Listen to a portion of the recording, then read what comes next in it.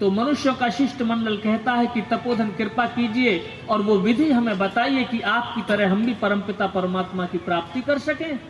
तो कहने लगे कि 4 बातों को गांठ बांध लीजिए।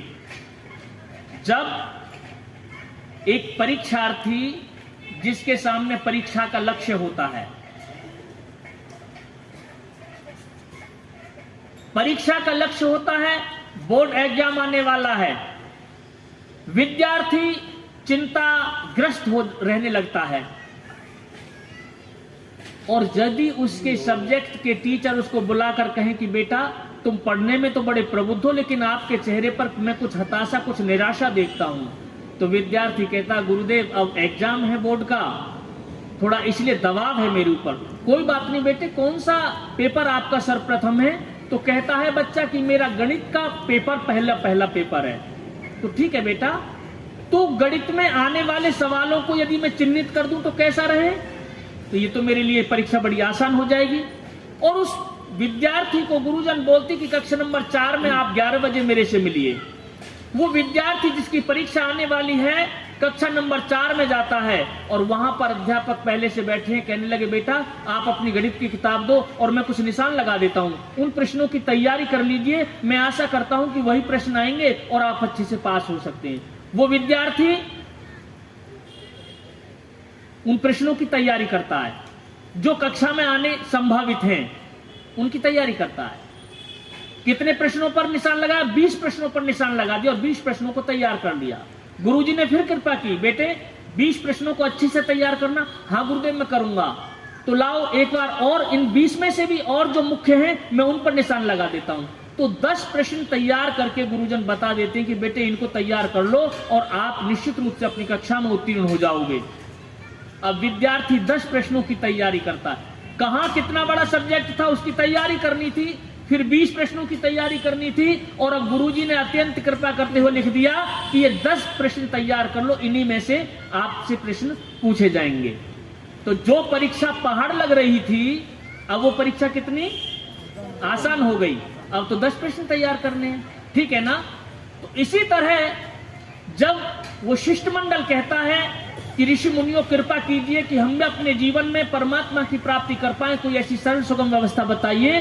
तो ऋषि मुनि कहते हैं ऐसी सरल सुगम व्यवस्था है। और वो क्या व्यवस्था है?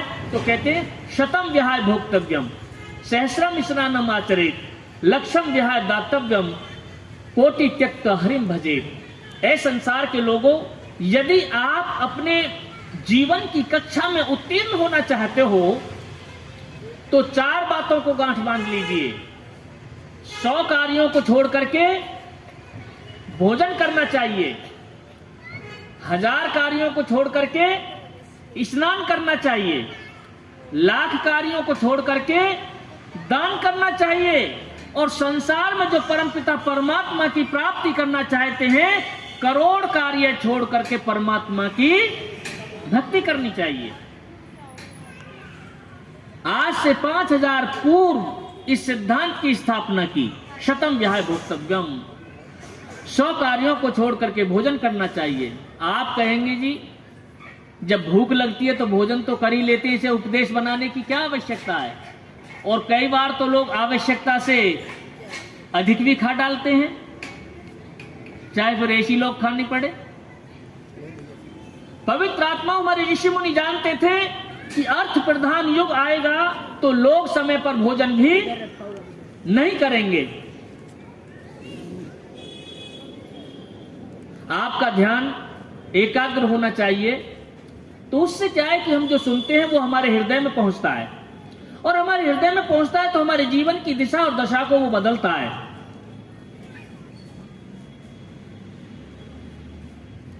लोग समय पर भोजन भी नहीं करते, इसलिए हमारे नीति नियंताओं ने कहा कि 100 कार्यों को छोड़ करके भोजन कीजिए। यदि आपकी देवी जी ने, आपकी माता जी ने, आपकी बहन ने यदि थाल सजाकर परोस दिया है और करने के लिए चाहे 100 कार्य हैं तो उन 100 कार्यों को छोड़ दीजिए और पहले परमात्मा के दिए प्रसाद का भोग लगाइए। अर्थ पिपासु लोग कई बार अनदेखी करते हैं सिद्धांत की। एक व्यक्ति था, व्यक्ति बहुत गरीब था, किसी रास्ते से गुजर रहा था, एक सन्यासी की दृष्टि पड़ी और उसको पास बुलाया, बेटा इधर आओ। वो स्वामी जी के पास जाता है राहगीर, बेटा मुझे लगता है कि आप जीवन में दुख भोग रहे हैं, कोई कष्ट भोग रहे हैं। तो कोई भी व्यक्ति अपनी कमजोरी को छुपा के रखना चाहता है। ये व्यक्ति कहता है कि नहीं नहीं ऐसी कोई बात नहीं। तो स्वामी जी कहते कि नहीं बेटे, तुम्हारे चेहरे की जो रेखाएं ये बताती है कि तुम्हारे अंदर कोई ना कोई कष्ट है, छुपाओ मत, मुझे बताओ, मैं तुम्हारी मदद करूंगा। तो कहने लगा कि मैं स्वामी जी सचमुच ही दुखी हूं। क्या दुख है तुमको, बताइए। तो कहने लगा कि मैं इतना गरीब व्यक्ति हूं कि मेरे पास भरपेट भोजन भी नहीं होता, ऋतु अनुकूल वस्त्र भी मेरे पास नहीं होते। तो बेटा बताओ मेरे से क्या चाहते हो।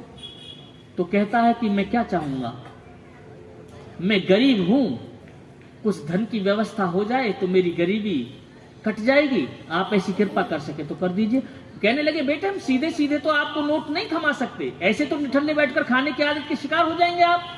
तो फिर तो तुम कुछ करना जानते हो तो मैं तुम्हारी मदद कर सकता हूं। तो ये व्यक्ति कहने लगा मैं कृषि कार्य करना जानता हूं, मुझे खेती करने का अभ्यास है। तो कहने लगे ठीक है, आपको हम कुछ जमीन दे देते हैं, मांगो आप कितनी जमीन में आप अपनी गरीबी दूर कर सकते हो। तो ये व्यक्ति कहने लगा कि स्वामी जी यदि आप मुझे जमीन देना चाहते हैं तो 5, आपके यहां किले बोलते हैं, हमारे यहां बीघा बोलते हैं उत्तर प्रदेश में, तो मुझे आप 5 किले जमीन दे दीजिए। अरे गरीबी दूर करने चले हो, मांगते भी हो डरते भी हो, अरे क्या 5 किले जमीन मांगते हो, आप मांगिए ना। इस व्यक्ति ने विचार किया कि अभी गुंजाइश है, क्योंकि भौतिक युग में हम जो जी रहे हैं, अर्थ प्रधान जो युग में हम जी रहे हैं, हमारी मेंटेलिटी क्या बनी हुई है। ये व्यक्ति कहता है कि 5 किले जमीन तो मैं अधिक मांग सकता हूं, अधिक मांग सकते हो। तो कहने लगा 10 किले दे देंगे। क्या 10 किले की बात करते हो, मांगिएगा, आप अपनी गरीबी आज दूर कर लीजिएगा। ये व्यक्ति बोलता है तो 50 किले जमीन दे देंगे। हाँ 50 किले भी दे देंगे, इससे ज्यादा भी दे सकते हैं। तो ये व्यक्ति कहता है स्वामी जी तो फिर आप ही बता दीजिए आखिर आप मुझे कितनी जमीन दे सकते हो। तो स्वामी जी कहते हैं बेटा सूर्य उदय से अस्त पर्यंत जितनी भूमि का चक्कर तुम दौड़ करके लगा दोगे वो सारी भूमि हम तुमको दे सकते हैं। ये व्यक्ति कहने लगा स्वामी जी ये मैं कोई स्वप्न तो नहीं देख रहा। नहीं बेटे स्वप्न नहीं देख रहा, ये तो एक स्वामी के साथ साक्षात संवाद हो रहा है, जो कुछ है वो यथार्थ है। तो स्वामी जी मैं फिर कब आऊं। अरे शुभ काम में देरी क्या, कल प्रातः काल आ जाइए। मैं संक्षेपीकरण करते करते जल्दी जल्दी चलता हूं। तो ये व्यक्ति प्रातः काल ब्रह्म मुहूर्त में पहुंचता है। उस समय स्वामी जी यौगिक क्रियाओं में संलग्न थे। और श्रेष्ठ और निकृष्ट व्यक्ति की यही पहचान होती है कि जो संसार के श्रेष्ठ प्रबुद्ध लोग होते हैं वे ब्रह्म मुहूर्त में उस परम पिता परमात्मा की उपासना किया करते हैं, और जो निकृष्ट लोग हुआ करते हैं पवित्र आत्मा वो उस उत्तम काल को सोने में जाया किया करते हैं। इसलिए 24 घंटों में 8 पहर होते हैं। किसी को दोपहर काल कहते हैं, किसी को प्रातः काल कहते हैं, किसी को सायकाल कहते हैं, किसी को रात्रि काल कहते हैं। लेकिन हमारे ऋषि मुनियों ने 3 घंटे के कालखंड का नामकरण संस्कार किया है, जिसका नाम रखा है ब्रह्म मुहूर्त। उस कालखंड का नाम ब्रह्म मुहूर्त इस करके रखा है जो 3 बजे से 6 बजे तक का काल होता है, जिसमें कोई उपासक उपासना करके अपने उपास्य की प्राप्ति निकटता प्राप्त कर सकता है। स्वामी जी यौगिक क्रियाओं में संलग्न थे। ये व्यक्ति ब्रह्म मुहूर्त में पहुंचा, इसने दरवाजा खटखटाया, ध्यान विक्षिप्त हुआ। कुटिया में बैठे योग साधना में बैठे सन्यासी ने कहा कौन। स्वामी जी मैं वही व्यक्ति हूं जिसको आपने दौड़ने के लिए वचन दिया था, मैं आ गया हूं। तो कहने लगे बेटा अभी सूर्य उदय होने में तो 1.5 घंटे का समय शेष है। कहने लगा कोई बात नहीं, कुछ पहले ही दौड़ लूं तो कैसा रहेगा। समझ रहे हैं आप इस बात को, क्योंकि आप ध्यान नहीं दे पाए पूरे प्रकरण पर। कुछ पहले दौड़ लो तो कैसा रहेगा। कहने लगे बेटे वचनहार नहीं हुआ करते जीवन में।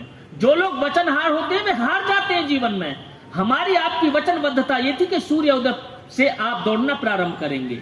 इस व्यक्ति ने किसी तरह से अपने मन को नियंत्रण करके और वो समय बिताया। स्वामी जी चूंकि अभ्यस्त थे, जैसे ही पूर्व में उदय हुए सूर्य ने अपने आलोक से इस लोक को प्रकाशित किया, तुरंत स्वामी जी कपाट खोल करके बाहर आए और कहने लगे बेटा तुम कहां हो। जी मैं आ गया। तो ये रेखा खींच देता हूं, इस रेखा पर पैर रखो और ये खूंटा गाड़ देता हूं चिन्ह के रूप में। दौड़ लगाना, बहुत बहुत उपजाऊ भूमि मिलेगी और सूर्य अस्त से पूर्व आप इस चिन्ह पर पहुंच जाना, आपकी गरीबी का अंत हो जाएगा। कहने लगा ठीक है स्वामी जी। स्वामी जी ने गिनती बोली 1, 2 और तीसरी का नंबर नहीं आया, ये व्यक्ति दौड़ गया। 9 बजे 10 बजे दौड़े जा रहा, मुंह शुष्क हुआ, पानी की इच्छा हुई, विचार किया पानी पीने के लिए रुकूंगा तो मेरा बहुत बड़ा लॉस हो जाएगा।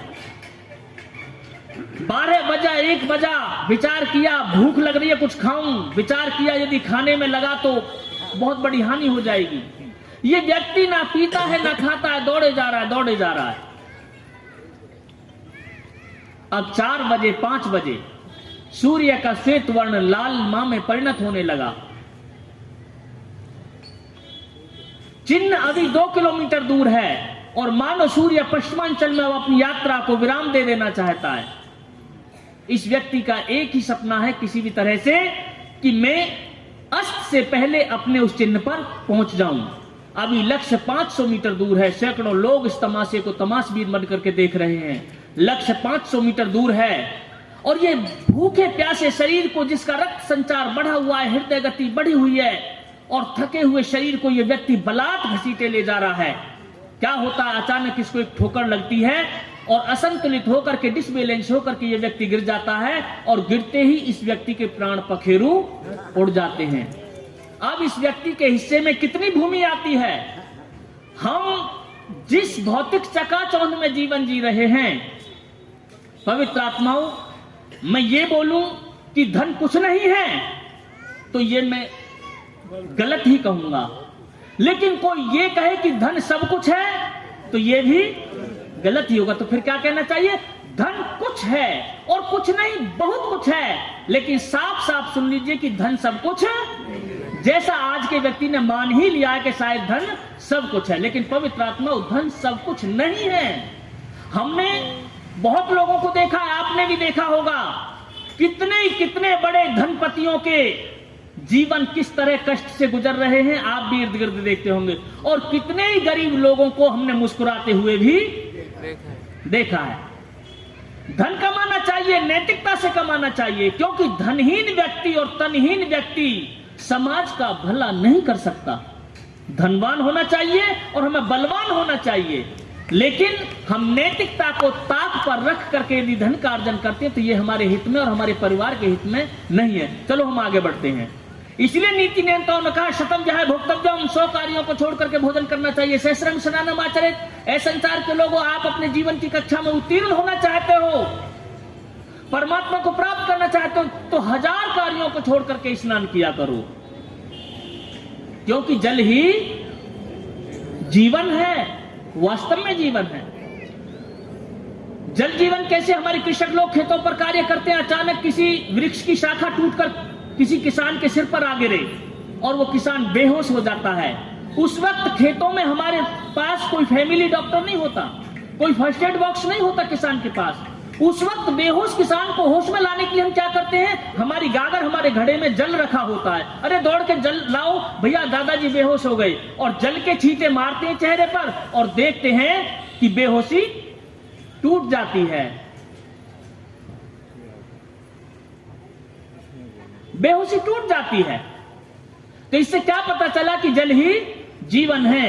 1000 कार्यों को छोड़ करके हमें स्नान करना चाहिए, लेकिन स्नान केवल हमें सजने ही मात्र के लिए नहीं करना चाहिए। स्नान उसे कहते हैं जिसके उपरांत परमात्मा की उपासना की जाती है, और जिस स्नान के पश्चात परमात्मा की उपासना नहीं की जाती तो वो स्नान अपने आप में पूर्ण स्नान।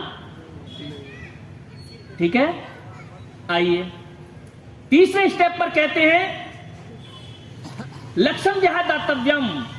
आपके द्वार पर कोई याचक है और 1 लाख कार्य आपके सामने हैं, होते नहीं इतने कार्य, 1 लाख भी कार्य आपके सामने हैं, उन 1 लाख कार्यों को छोड़ दीजिए और जो याचक द्वार पर आया है पहले उसको, यदि प्यासा है तो जल दीजिए, भूखा है तो भोजन दीजिए, निर्वस्त्र है तो वस्त्र दीजिए, रोगी है तो उसको औषधि दीजिए, और यदि वो अज्ञानी है तो उसको वेद ज्ञान दीजिए।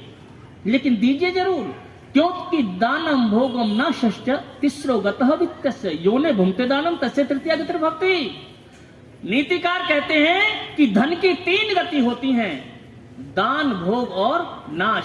हमने नैतिकता से, पुरुषार्थ से जो कमाया है, उस कमाए हुए धन का हम भोग करें और साथ ही उसमें से यज्ञ आदि के लिए, वेद प्रचार के लिए, गौ संस्कृति की रक्षा के लिए, राष्ट्र रक्षा के लिए हम दान करें। यदि इन 2 रूपों में आपने दान नहीं, उस धन का प्रयोग नहीं किया, तो तीसरा जो रास्ता है वो अपने आप प्रशस्त हो जाएगा। और ध्यान रखिएगा, कंजूस का धन जब नष्ट होता है तो धन अकेला नष्ट नहीं होता, धन भी नष्ट होता है और जिसने उसे जोड़ जोड़ करके रखा है उसे लेकर के भी नष्ट होता है। इसलिए हम धन का सदुपयोग करें, दान हमें अवश्य देना चाहिए। चौथा स्टेप, यदि आप जीवन की कक्षा में उत्तीर्ण होना चाहते हैं, परमात्मा की प्राप्ति करना चाहते हैं, तो चौथा स्टेप क्या था हमारा? शतम विहाय भोक्तव्यम सहस्रम स्नानम आचरेत लक्षम विहाय दातव्यम कोटि त्यक्त्वा हरिं भजेत। ये सबसे महत्वपूर्ण पार्ट है।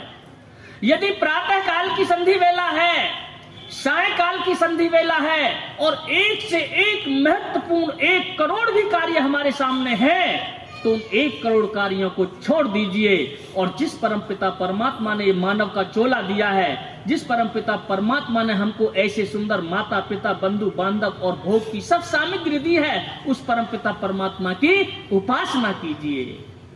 पूना में एक बार व्याख्यान देते थे हम, तो ये मैं अपने जीवन की सही घटना आपको बताता हूं। मुझे पेनों का शौक रहा है बचपन से, अच्छे अच्छे पेन खरीदता था जब बालक था तब भी और आज भी। हमने अपने पुरोहित को बोला कि हमें पेन चाहिए, पुरोहित जी किसी बुक सेलर पर ले चलो, हम पेन खरीदेंगे। तो उनके पास स्कूटी थी, वो ले गए। बहुत सारी दुकानें पड़ी रास्ते में, मैंने कहा यहाँ रोकिए ना, ये अच्छी बुक सेलर की दुकान है। कहने लगे नहीं, मैं अपने परिचित के पास ले चलूंगा।